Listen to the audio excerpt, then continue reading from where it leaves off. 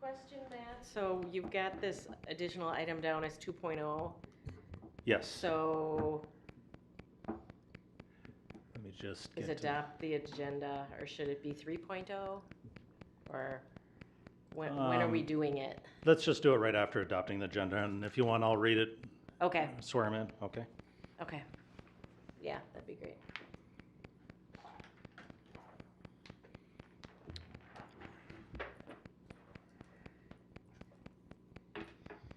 We're ready when you are.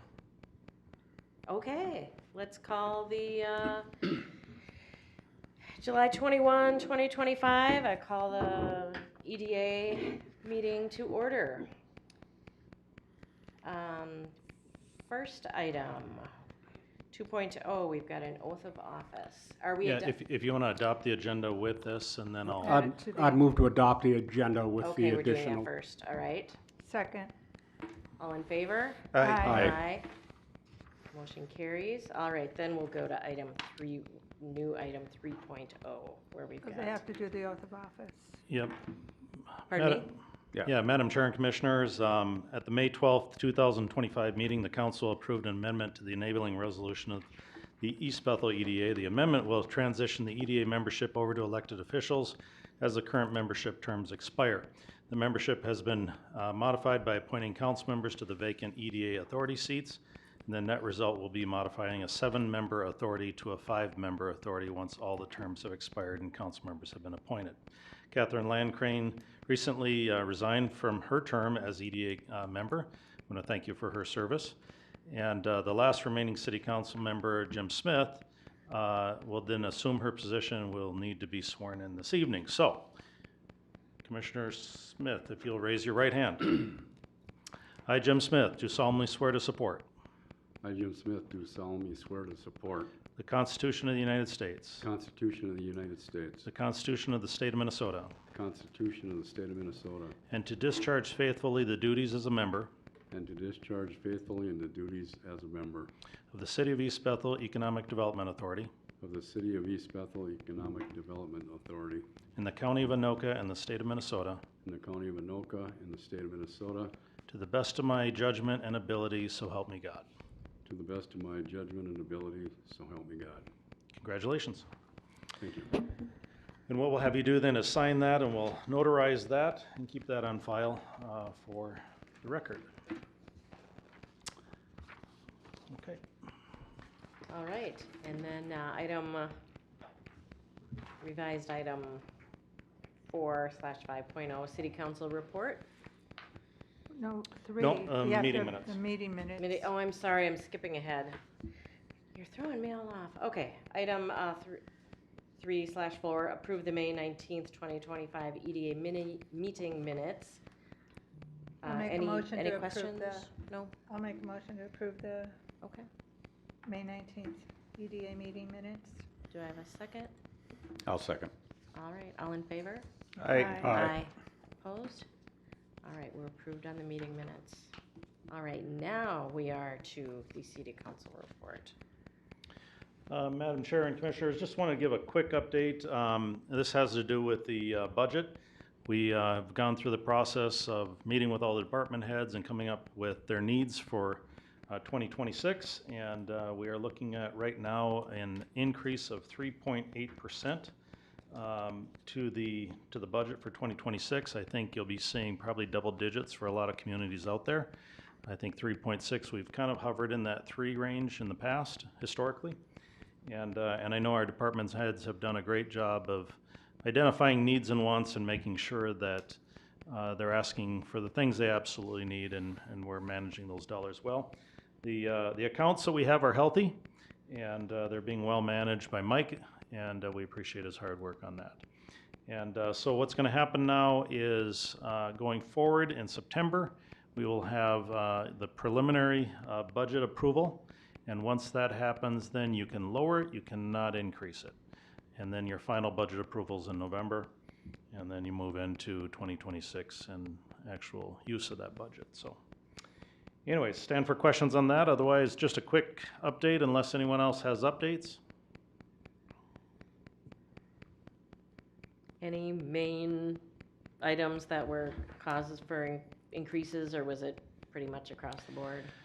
Yeah, so one of the challenges that we're seeing is, you know, we had a long-term union contract. It was a 3-year union contract that kind of went from before inflation was high, ramped up in the middle to when inflation was high, and now toward the end of the contract when inflation is kind of settled. Other communities renegotiated during the higher inflations. So their kind of basis point for salaries are what we estimate to be about 10% higher than East Bethel.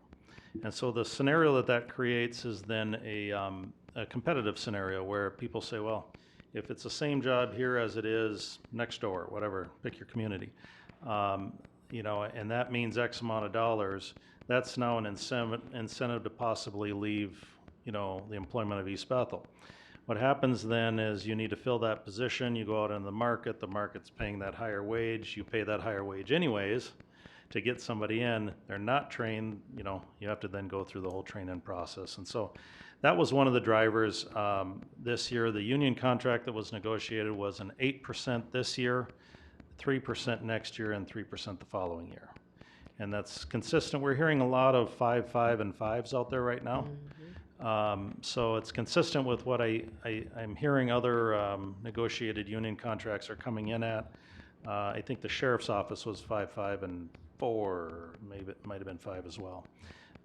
At any rate, it's consistent with that, and we felt it was you know, we certainly appreciate the work they do. You know, Public Works is it's an area where you can get complaints if not done right. And we rarely get complaints from these guys because they're out there doing a fantastic job. So we feel it was a good negotiated process and a good outcome on that. So, but that is kind of the main driver. Okay, thank you. Yep. Any other questions or anything else on the city council report? Nope, that's that. Okay, All right. so next we Madam move- Chair, at this point, what we'll do is we'll pause the meeting. We'll be off-site touring the Elevage facilities over there and kind of getting an idea of that economic development that's happening right now, talking a little bit about the phase 1 that's completed and moving into some of the ideas for phase 2 that they have. They also have commercial in the front. And so it was a good opportunity. They were available to go over there and tour them. And then we'll come back here, and given time, we'll try and get through the rest of the agenda. If we don't, you know, have enough time to get through that, we can always bump it to the next EDA meeting as well. Sure. So anyways, I suppose we'll just have a motion to pause the meeting. Okay, Make a motion, pause the meeting for the off-site portion. We'll resume when we return. Second. all right, all in favor? Aye. All right, opposed? All right, we are paused. Okay.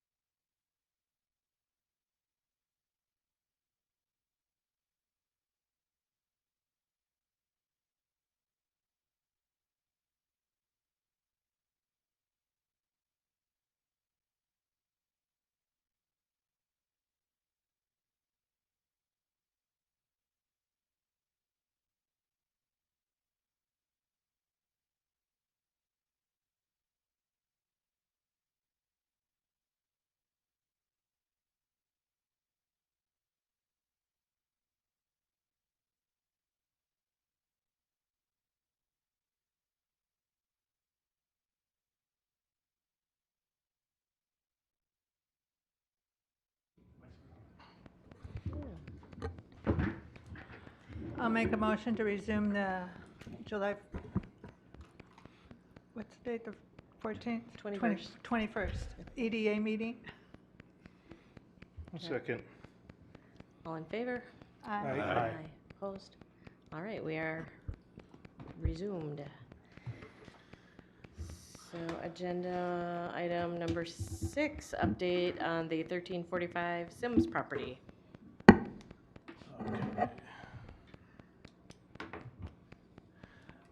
Okay, Madam Chair and Commissioners, I just wanted to give a quick update on this. As council was directed staff rather was directed last time to start negotiations on this property. We've done that. The asking price on this property was $265,000. The estimated value, assessed value on it was about $248,000, I believe. And so we started going through the process. In the state of Minnesota, in order to sell property, you have to ensure that the septic system is operational, and it was not, did not pass. And so the seller decided the options were either to replace it or to get an estimate and then just reduce the price by that amount. And so they got an estimate, 3 estimates, the highest being $25,000 to replace it. And so they deducted that from the purchase price. So we are in the process now of getting the signatures for that, and then we will do the necessary survey work on this, and we should be closed in 30 days or so on this property. So again, this is, if you look at on here, kind of the size of this property to the other commercial properties here. Very similar in size. So I know that there's various different options for this property in terms of what can possibly go in there, kind of given some of the change that might be occurring in this area. No decisions yet on anything, in terms of what can go in there, but if there's a lot of ideas, coffee shops or perhaps fast food or something like that. But definitely gives, given the changes that'll be happening kind of in that quadrant, I think that this will be a valuable property.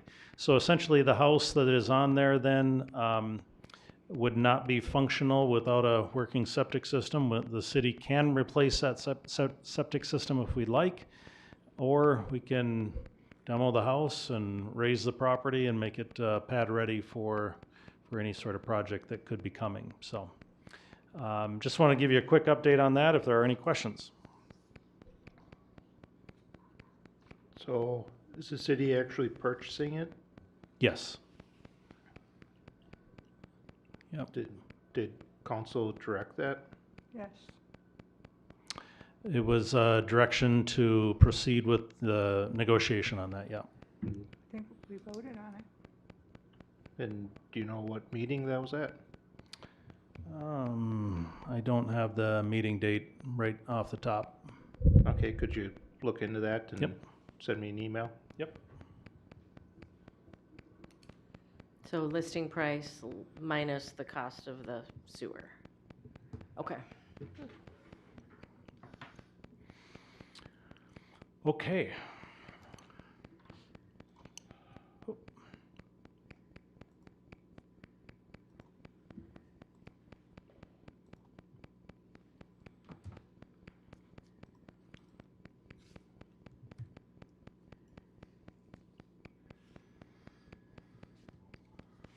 Okay, moving into the legislative update. Just wanted to also give you a quick update on the legislative update. This year was a bonding year. Next year is a policy year. And the bonding requests that we had in this year, there was about $700 million that was approved for bonding. You'll recall the last 2 years there was no bonding, and each year there's probably about $1 billion each, so you can imagine the backlog of projects that are out there. Our legislators are working on trying to get this prioritized, and we are currently working with the Met Council to see what options are out there for, again, this water treatment plant in that Sims location with the piping that would go to Cedar Creek Elementary and East Bethel Elementary. And we did meet with the school, sat down with them and chat a little bit about where they're at in terms of their infrastructure, the status of their septic system, the status of their well, the treatment that they will ultimately need in that water, or the testing that they continually have to have. They were kind of indicating that the replacement of their system would be in excess of $1 million to do that work. So they are actively very interested in what options might be available to hook up to city sewer and water to both those projects. They do work with lobbyists that kind of focus on school-related items, policy. And so we're going to be discussing with them kind of what sort of work we can do together in terms of possibly using some of their lobbyists and what other strategies might be out there to hit the ground running next year. Next year, again, being a policy year does not mean that there will not be bonding. There could very well be bonding, and there is bonding in policy years. But we'll have to see what the lay of the land is in terms of whether they'll be receptive to bonding. It'll be coming on election year, so many times the bonding is the bring the bacon home type of approach. So that might be work in our favor in terms of the legislature as a whole considering bonding. A lot of projects. I was just watching or listening to Senator Jasinski. He's a transportation guru down at the Capitol, and he was indicating that he was not pleased with the dollars that were spent this year on projects that are very important. So he was advocating for a lot more dollars to be spent to try and chip away at some of these very important projects. That's particular to roads and his specialty, but even roads, which generally gets the lion's share of the bonding in any given year, those that advocate for roads were not very happy with that. So that may be setting up for a good year next year, even though it's policy. So we'll see how that plays out. But interested in trying to move this forward. Obviously, if you're looking at a 5% rate of inflation on a $10 million project, 2 years into it, add $1 million. So it just keeps going up, and I think everybody knows that generally water is not a partisan issue. It's an issue that both sides can get behind for clean water, and especially for kids that are going to be drinking this water and in close proximity to a decommissioned landfill. So I think we have the necessary components. We just need to get it across the finish line, and hopefully our legislators can do that for us. So, all right. Any questions on that? No, for me. Okay. Okay, I'm going to move on to item number 8, which is the inventory of city-owned land. And I included in your packet, which seems pretty cryptic, but it's the PIN numbers. Okay. All the PIN numbers in there, and these are all the city-owned parcels. Okay. And if you go to this website here, is the Anoka County GIS property search. And if you punch in, let me find a number here.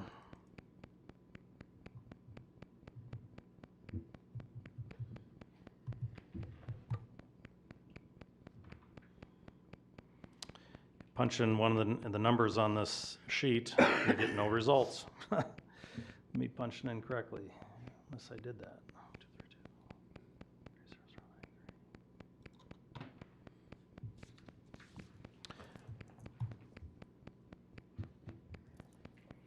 And it kind of gives you can zoom out on this, and this is down by the beach. Gives you a parcel that the city owns. Okay, this might be a parcel that can be sold. It might be a parcel that somebody wants to join to their property and build on. There's a number of different parcels. A lot of them are there's park, and there's slivers, and parcels that can't be built on. And so a lot of it is difficult to, I've actually gone through all these and kind of highlighted the ones that, here's one here, I'll punch this one in. This one Brian probably knows about, Mr. Mundell.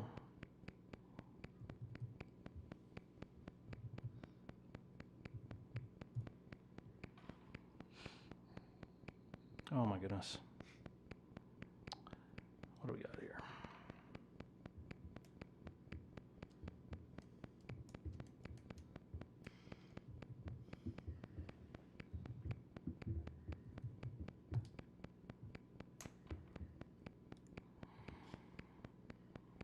So this is the Whispering Aspen development there, and this is the parcel to the north of that, city-owned. And so these are all parcels that can be sold, can be built on, can you might incent a developer to come in, you know, at a reduced price or something like that. But there are a handful of properties on here that that can be liquidated, shall we say?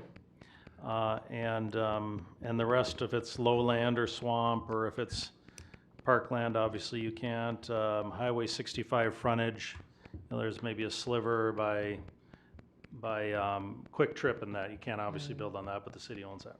Yes? Matt, the history of some of those parcels down at Coon Lake Beach was CDBG, Community Development Block Grant money was used to acquire those. Okay. And it was, sometimes they were tax forfeits, some things, you know, there was a lot of different reasons. I wouldn't characterize all those parcels as being buildable, especially down on the beach. So just some back history on it.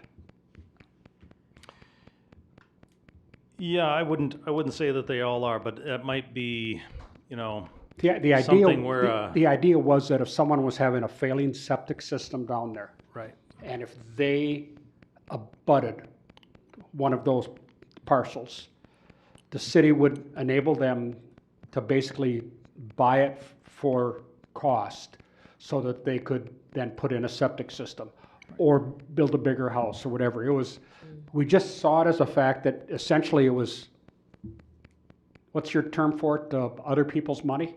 Opium, yes, other people's money. Yeah, and that it was it just seemed like a judicious thing to do at the time. But, I mean, they are not all buildable lots. Okay.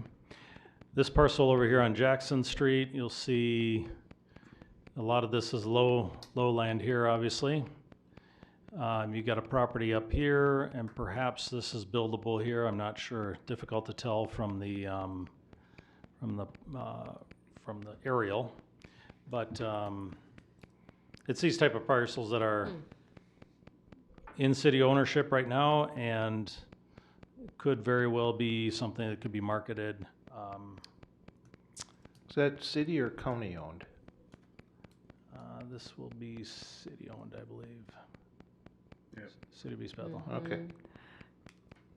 I was told a lot of the properties that we own were donated, not all of them. Some were tax forfeits and other things, or sold to us, but with stipulations that they can't be developed, or that has to be, if we do anything, it has to be a park or something like that. So I think that has to be researched for sure. Yeah, those would be identified as parkland probably. I'm Oh, just okay. trying to see here.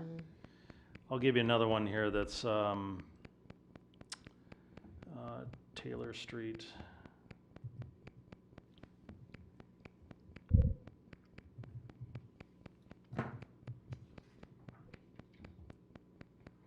Taylor Street property right here.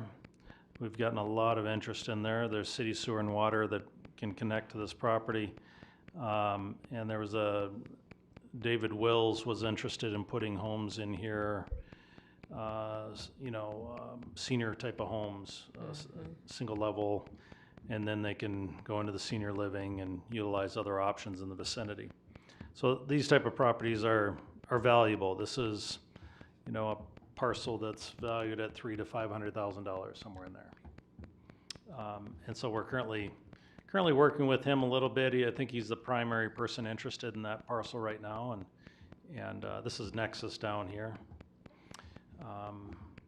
So at any rate, wanted to just give everyone a list of those, and if you wanted to go through there and kind of see what things were, you'll find that a lot of them are impossible to build on, and might even be an opportunity to sell the neighbor a strip, you know, to kind of get it off the city rolls. Part of the issue that I've always think about is that of exposure.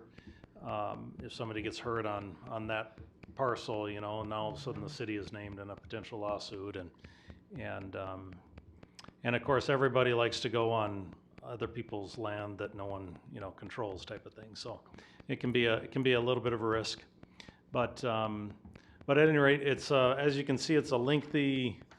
I'm not sure what the total number is on here, but it's 3.5 pages of PIN numbers.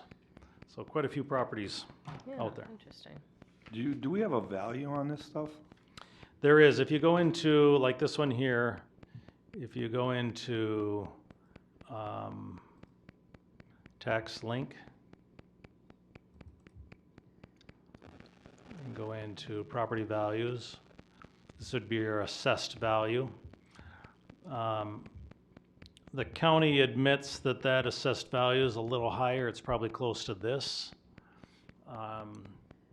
So this number here, the builder has come back and said if they, you know, if you sell for $500,000, for example, they can't make the numbers work for the units. So then you have to decide what you know, we do have housing dollars that are available that, you know, if they were to build homes that meet certain qualifications for, you know, fixed income or lower income or whatever the state qualification is on that, we may be able to subsidize by using some of those dollars to reimburse the city for a sale on this type of a project.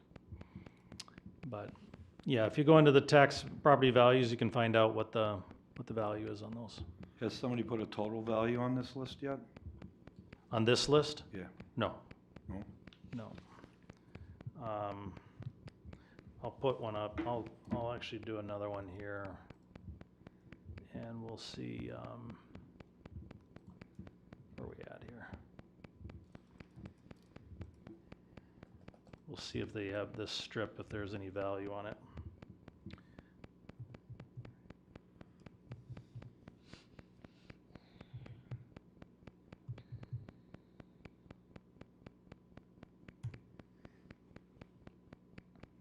So here's a nice little strip.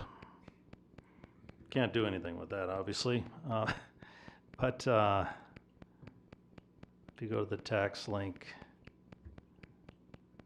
property value, $1,300 is what the county has established for that. Now that might be something where this property owner, you know, owns all this, may want to add that to it, or that property owner may want to. Zoom out on that just a little bit. That's over by Cooper Lake there. That section was intended to be used as a trail between the neighborhood and, Sure, that's what that is, isn't it? yeah. Yep. So that's why that's city owned. Trail to get back in here? Yeah, for that neighborhood to access John Anderson Park. Oh, is that the beach just Yep. south of there? Oh, okay, yep. So no trail as of yet. No trail as of yet. Okay. Well, that one might make sense for the future then, to hold on to that one. Don't want to sell that one then. But at any rate. There was a request to put together a list of those, and it's worth looking at if people Yes. want to do some deals out there, so. Sorry, thank you.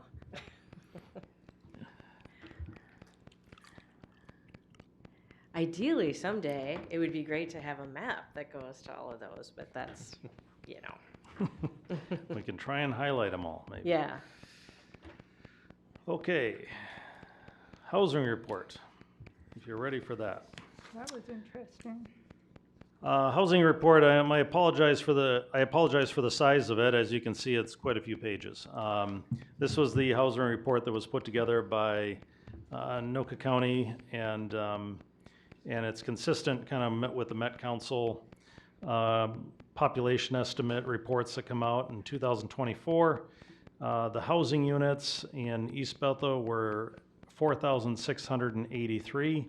We have an occupancy rate of 93.25%, and we have essentially 4,367 households with 2.67 persons per household. Today on the tour, we heard about rooftops and development following rooftops, and so as these numbers go up, you'll see some of the other estimates here. So in the population census in 2020 for East Bethel was 11,786. Population estimate in 2024 was 11,715. So dropped by a little bit, lost 71 people. And so obviously site selectors are looking at this information when they're considering a grocery store, for example. And then there's the kind of the breakdown of what type of households there are: the single families, the townhomes, duplex, multifamily, accessory dwelling units, manufactured homes, and other units, totaling that 4,683. So we have 4,108 single family. It says 5 townhomes, but we know that those have gone up now. So this 2024 needs to be updated. 12 duplex, 213 multifamily of 5 units or more, and 340 manufactured homes rather. So the report, if you peruse through the report there, it's there's a need for additional housing, affordable housing, and I think. I think when you look at whether it's Elevage who we toured or whether it's Capstone, they're looking at these same reports and they're determining marketability of their product and the need that's out there. And of course, we heard a little bit tonight about how people are maybe working in the cities and still commuting out. That's going to obviously get a little easier when Highway 65 is completed. So that might create more of a draw actually to come out here and live in the country and work in the city type of concept. So I won't go into too much more of that housing report, but it's extremely detailed, and I think it kind of all points to, I think there was a 6,000 unit deficiency or somewhere in that ballpark of units that are needed in Anoka County, and price of land's kind of the driver. A lot of banks out there right now are, they've identified cheap land as kind of one of the main drivers for closing a deal. And the land out here is arguably cheaper than it would be in Coon Rapids or Blaine or, Ramsey or Anoka or somewhere like that. So I think the opportunity is there for substantial growth. I think the interest rates need to cooperate just a little bit. Come down, and I know the federal government's battling over that issue right now, and but given that prospect of those coming down, I think we'll see significant difference in maybe projects that are proposed and development going on. So anyway, so that's all I have on that one, unless there are questions. Just a quick comment too. I think, we hear, so we've got this new pool of renters and this new pool of buyer coming in. I mean, when retailers take a look at these locations, they're not only looking at rooftops, they're looking at education levels of our demographics and incomes of our demographics. So what you saw tonight, I think you're going to be attracting a quality renter pool. And it's just going to help build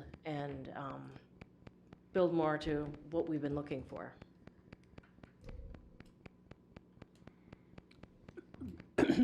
I think those are nice units. Mhm. They weren't Cadillacs, No, they weren't Chevys. They were Buicks. good, solid, middle of the road. Yep. Very utilitarian. So, But nicer than any of the other inventory that we have up here for rental units. yeah, and I'm not letting my wife get close to the place.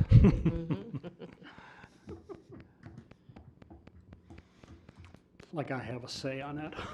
Yeah. So the household growth trend here that they've identified in the housing study for East Bethel, in 2000 was 3606, 2010 is 4060, 2020 is 4262, and by 2030 they're expecting 4830, and 2040 5500 units. I'm not sure how they drive those numbers, but I don't know.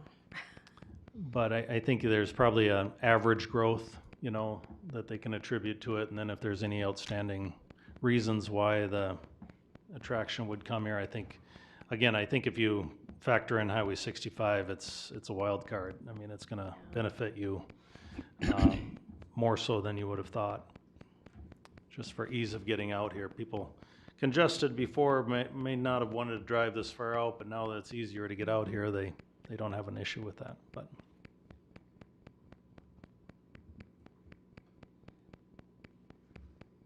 yeah. Anyways, persons per household 2.67.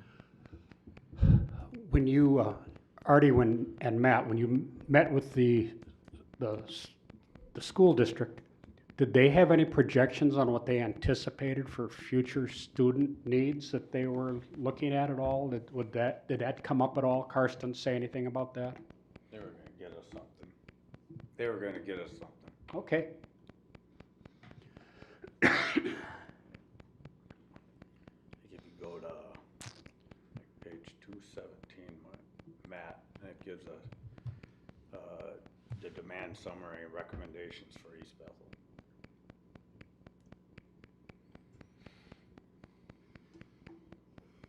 I don't know if it's loading here or.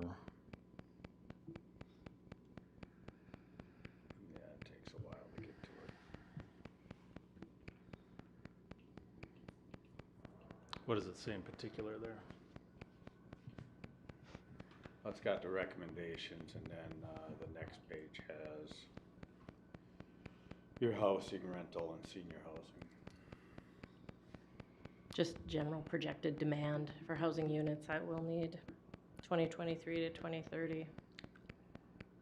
I don't know if the computer is not liking the number of pages here, but What page did you say, 217? 217. Oh, cause mine Not says- not on the PDF, on the actual document. Not PDF page, but the document page. It's actually page 235. Oh, thank you. Yeah, it's You're welcome. 235. I'm like, what? But that says Andover. I can try and find On the here. document, it's 217. Like Yeah. you said. Besides reading that, it's kind of interesting.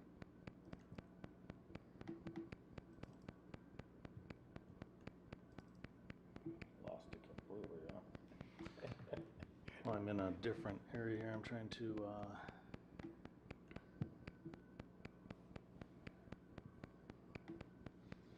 East Bethel. Well, still in a PDF, it looks like. I don't know if this will work this time or not. Nope, not that time. Oh, you're on a 4-page document for. Okay, let's see what this one is. There it is. There you go.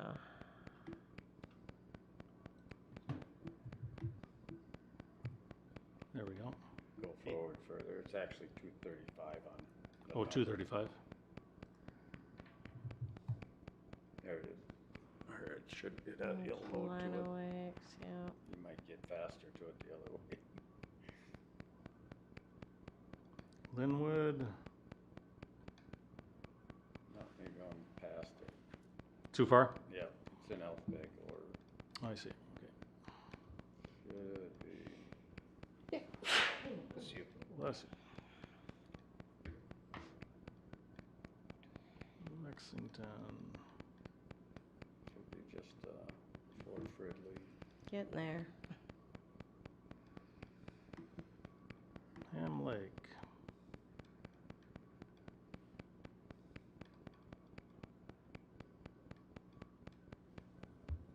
Here we go.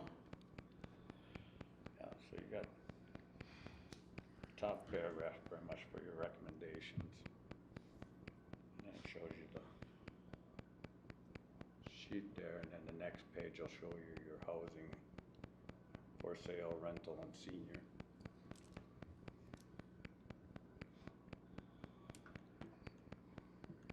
'87 future single-family lots, that's probably changed.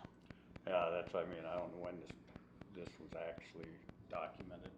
Right. I think it said they So did the some of it- report in 2023. Yeah, some Yeah, of it you 'cause have to take it. Yeah, I think it was, because Yeah. most of your deals are 2023, it doesn't show in 2024. Yeah. Not sure when the county will update that, but I'm sure they'll be working on that at some point. Mm-hmm. Keep current. But anyways, that's all I Yeah, have. it'll be interesting to see how fast lease-up goes at Sand Hill Parkway. Sounds like they're having some good traction, so that's good. Yep. Are we to the end? We're at the end. Any other questions on the housing study, or otherwise I'll, Make a motion to Take a adjourn. Second. all in favor? Aye. Opposed? We are adjourned. Thanks, everybody.